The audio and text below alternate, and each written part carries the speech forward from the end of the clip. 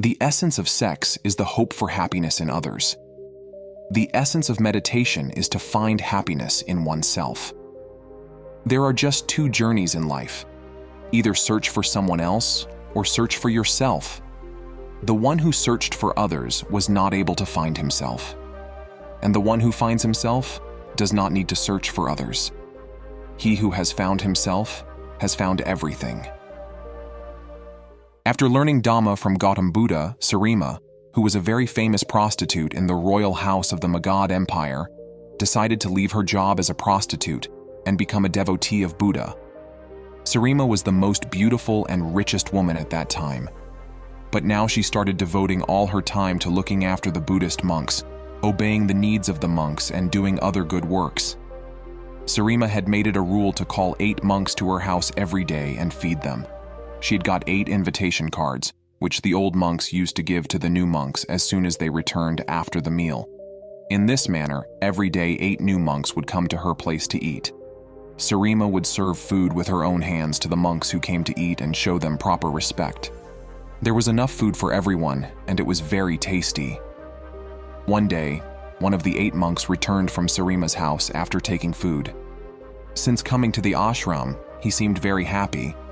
So some other monks of the ashram asked the monk about the food at Sirima's house.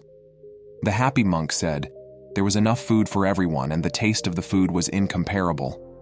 I had never eaten such delicious food before, but the most important and unforgettable thing about that place was the beauty of the woman of that house. Sirima is so beautiful that there is no comparison with her beauty. She is a very attractive and gentle woman who can captivate anyone's heart." A young monk was also listening to all these things, and he started developing an attachment towards Sirima. He wondered if she looked so beautiful in this monk's words, how beautiful she would be in reality. Different images of Sirima's beauty started emerging in his mind. He had fallen in love with a woman whom he had not even met yet. He began to find out how to visit Sirima's house for a meal. After much effort, he obtained an invitation letter from a monk for the very next day. Because he could not wait even a day for Sirima, he couldn't sleep properly that night, thinking about her the whole time. On that very day, however, Sirima suddenly fell very ill. She removed all her jewelry and decorative items and went to bed. When the young monk, full of love, arrived at Sirima's house, the servants welcomed him and served him food. Seeing this, the young monk became very angry and felt a deep sadness. When Sirima heard that the monks had sat down to eat, she wanted to show her respect to them. She said to her servants, "Help me reach the dining room." With the help of servants, Sirima, groaning in pain, walked slowly and reached the dining room. She was drenched in sweat, and her entire body was shivering with fever. With folded hands, she went down on her knees in front of the monks. Seeing her, the young monk said in his mind, "How beautiful and attractive she is even after being so sick. Imagine how beautiful she would have looked if she had not been sick and had worn all her makeup." Overpowered by his desires, the Buddhist monk closed his alms bowl without taking even a single mouthful. After the feast, he returned to the ashram with his alms bowl in hand.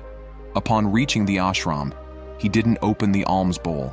Instead, he placed it in a corner and lay down on his bed. Throughout his thoughts, only the beautiful face of Sirima, which he had seen in the dining room, wandered in his mind. The more he thought about her, the more beautiful she appeared to him. Despite attempts by his fellow monks to feed him, they were all unsuccessful. Unfortunately, Sirima died that very night due to a severe fever. When Emperor Bimbisara received the news of Sirima's death, he sent a message to Buddha that Lord Buddha, Sirima, sister of your physician Jivaka, is no more in this world. Buddha sent a message back to Emperor Bimbisara that the dead body should not be burnt, but should be kept safely in a large field. Some guards should be deployed around the dead body to prevent eagles, crows, and other animals from harming the body. The dead body had decomposed within 3 days. Due to swelling of the body, the skin had torn and insects had started coming out of it. The entire surrounding environment had become foul-smelling. As per the words of Buddha, Emperor Bimbisara announced in the entire city that tomorrow morning, all the young men of the city have to reach the royal ground to have the last visit of Sirima's body, and whoever does not follow this order will be fined heavily. On the other hand, that loving young monk had not eaten anything for the last 4 days. The food kept in his alms bowl was completely rotten, and insects were coming out of it. A friend of that monk came to him and said, "Buddha is going to see Sirima." As soon as the sound of the word Sirima reached his ears, the monk suddenly regained his energy and he immediately stood up. He threw out the rotting food from his alms bowl and cleaned it completely. When he was throwing food from the alms bowl, the image of insects coming out of that food got stuck in the depths of his mind. After cleaning the begging bowl, he too started going towards the royal ground, along with the other monks of the ashram. A large crowd of youth had already gathered at royal ground. Buddha sat on one side with his monks, and female monks sat on the other side. And Emperor Bimbisara sat with his ministers and soldiers, and right in front of him were all the youth of the city, and behind him were the rest of the people of the city who had faith in Buddha. The royal ground was completely silent and filled with a serious atmosphere. Then, disturbing the peace there, Buddha asked a question. "Emperor, who is that dead woman lying in front of you?" The emperor replied, "Sirima, Jivaka's sister and a very famous prostitute in the state, in her past." Buddha said, "Let's find out the truth." Buddha said in a slightly louder voice, "Whoever among you gives 1,000 gold coins can spend a night with Sirima." Saying this, Buddha started looking towards the crowd. Not a single person raised his hand.